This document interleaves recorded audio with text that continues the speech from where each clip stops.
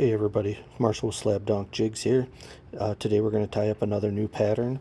This is a 1/16 ounce freestyle jig and it's a candy purple. So I'm starting by wrapping down the shank of the hook almost to the bend and back up with my thread.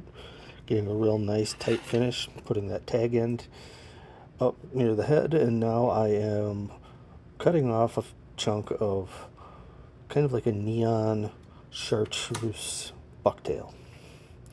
For a nice bright tail here, I'm going to cut a little long, place this around the hook, and as usual wrap down, then all the way back up, making sure to secure that bucktail around the head, and just giving another wrap down and back up just to make sure that it's extra secure.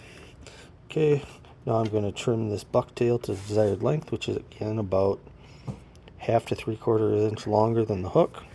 And as usual, add some crystal flash. So I'm grabbing that. So this is a red, metallic, and black crystal flash. I'll put a piece on one side, wrap it down and back up. I'm going to trim again about 1/2 to 3/4 inch longer than the bucktail body, and start working on the other side. Wrap down, back up, make sure everything stays snug and secure. I'm going to trim that side about the same length as the other. Okay, now I'm going to work on my chenille body. And this is a purple New Age chenille. It's a purple and silver twist. So again, I always like to wrap down one full length and back up. And then I'll hand wrap again instead of using the rotating vise, just because a lot of people don't have a rotating vise. And I'm going to wrap all the way up to the head, nice and tight. Get that chenille exactly where I want it. And then put a couple of wraps around the outside of that chenille, and then a couple on the inside. Make sure everything's tight.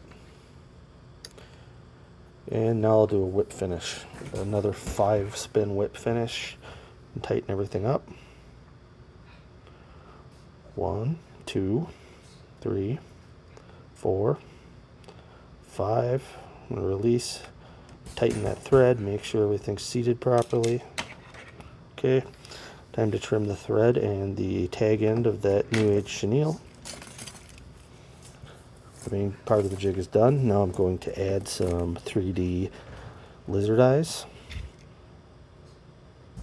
These eyes have pretty good adhesive, so they stick pretty well if you let them sit overnight. So I'm going to get that side, I'm going to turn it, get the other side. Sorry you can't really see that. Okay, I'm going to put that eye on quick. Try to bring it back here where you can see it. Get it placed. Press it on to make sure it has time to set and that adhesive to grab hold. And here's the finished product. Get that in the screen there. Look at that nice yellow eye, that chenille. Here's the other side. You can see that red, black, and silver crystal flash.